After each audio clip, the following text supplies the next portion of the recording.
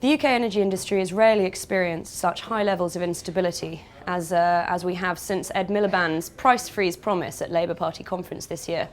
This is obviously hugely attractive to consumers who are currently feeling the press of ever higher energy bills. Unfortunately, it left the government with little room to manoeuvre.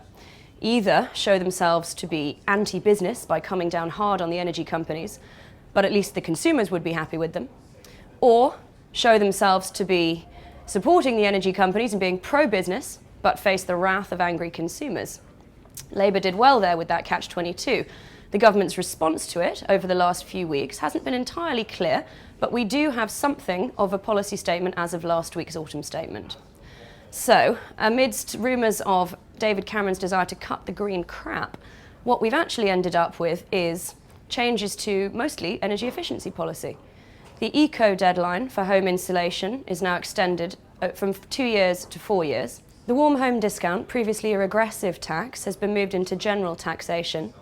The government is asking transmission companies to reduce their cost increases by 20%, and overall, this should equate, the government hopes, to a reduction in energy bills of £50. The reaction hasn't been entirely positive. Labour has said this lets the energy companies off scot-free. They get to keep their profits, of course, that hasn't changed. Consumer groups are upset that eco has been targeted. They've called this the one levy which actually helps consumers. And the insulation industry and the unions are deeply concerned about the job cuts which might ensue from cutting eco. Overall, therefore, looks quite a lot like a victory for the energy companies. Certainly the government sent a message that next time the energy companies might up their prices, if it's before the election, they'd be willing to cut levies to stop it from happening. In other big news last week, the government signalled further support for shale gas with a significant tax break, and the Chancellor made it very clear in his statement that the government's support for nuclear remains extremely strong.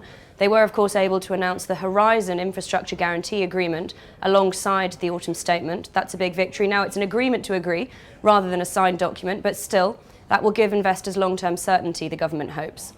There were also new strike price announcements made for several technologies, and these were welcomed by and large by the renewables industry, although the solar industry was slightly confused as to why they ended up with more money than in fact they'd asked for. Overall, the government's push on infrastructure remains a high priority, but I think many investors will be more confident once they actually see money start to flow into the economy rather than this continuation of the process.